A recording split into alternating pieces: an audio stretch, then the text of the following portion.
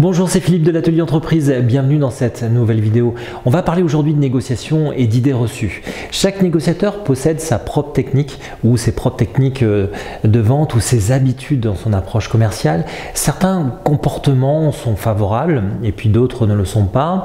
En effet, ce ne sont pas toujours ceux qui prétendent être bons négociateurs qui le sont vraiment, car ils n'adoptent pas toujours forcément une bonne attitude lorsqu'ils entrent justement dans l'exercice de style qui est la négociation. Et nous allons voir ensemble 10 concepts erronés sur le jeu de la négociation. Savoir négocier est un don.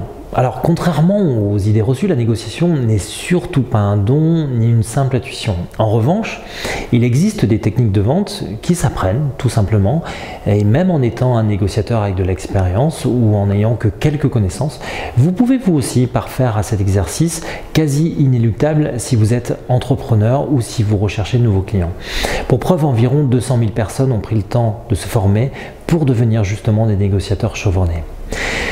Un compromis est synonyme de cession. Une négociation aboutit toujours à une conclusion et donc à un compromis. Le principe est de trouver un terrain d'entente où chaque partie trouvera son compte, un équilibre. Donc ici, il n'est pas question de vaincre ou de perdre. Ce qui importe, c'est d'être satisfait ou non, contrairement à l'idée reçue. La force rentre dans le jeu de la négociation. Alors, les méthodes utilisant la force de persuasion comme les bluffs ou d'autres tactiques peuvent effectivement survenir lors d'une négociation commerciale, mais sans que ce soit une obligation ou une nécessité. Quelle que soit la stratégie optée par le négociateur, le secret réside vraiment dans sa capacité à prendre du recul, à résister face aux objections et rester calme. Cette attitude permet, lors d'une négociation commerciale, de pouvoir reformuler dans un premier temps pour bien comprendre quelle est la problématique exposée et pouvoir y répondre en reformulant et en argumentant avec sang-froid. Avant toute chose, il faut pouvoir s'imposer. Adopter la directivité ne signifie pas s'imposer en négociation. Savoir prendre la parole au bon moment tout en restant courtois est un exercice qui s'apprend, qui fait partie justement des techniques de vente. Et l'objectif étant de pouvoir baliser l'entretien de négociation avec comme seul objectif celui que vous êtes fixé lors de votre préparation de visite. Pourquoi nous entrons en négociation ? Quel est l'objectif de l'entretien et de quel timing disposons-nous pour couvrir cet ordre du jour? En appliquant cette démarche, vous êtes professionnel sans pour autant vous imposer. Acheteur et vendeur, profit opposé. Alors cette idée est contraire à la définition même d'une négociation réussie. Comme évoqué précédemment, une négociation doit aboutir à un accord consensuel. Cette affirmation longtemps ancrée dans les esprits n'est pas réellement objective. La formation aujourd'hui des vendeurs porte sur la nécessité de répondre à un besoin et celle de l'acheteur de répondre aux intérêts d'une entreprise qu'il représente. Donc une bonne négociation consiste avant tout à trouver le compromis qui se rapproche le plus possible d'un intérêt commun.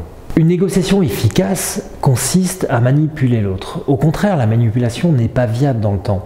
Dans une stratégie de terre brûlée consistant à prendre le maximum de clients dans une fourchette de temps très limitée, cela peut avoir d'excellents résultats. Mais est-ce vraiment pérenne à long terme? Les clients ont besoin avant tout d'être en confiance pour la plupart d'entre eux et en plus nous sommes latins, donc ça joue énormément. C'est pourquoi avant d'externaliser votre acquisition client, veillez à mettre en place une stratégie marketing adaptée consistant en premier lieu à générer des leads et à vous faire connaître, à vous assurer du process également pour accompagner le développement commercial de cette campagne et de pouvoir transformer ces leads en opportunités commerciales avant de pouvoir rentrer un maximum de clients.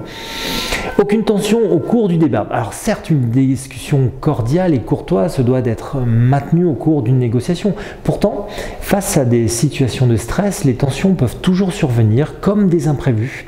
La capacité du vendeur bien formé aux techniques de vente permet justement de sortir de ce type de situation et de déboucher sur une réelle opportunité. Négocier requiert d'accepter un imprévu pour faire plaisir à l'autre. Alors là, contrairement à cette 8e idée reçue, l'affect ne doit pas rentrer en jeu quand il s'agit de négociation.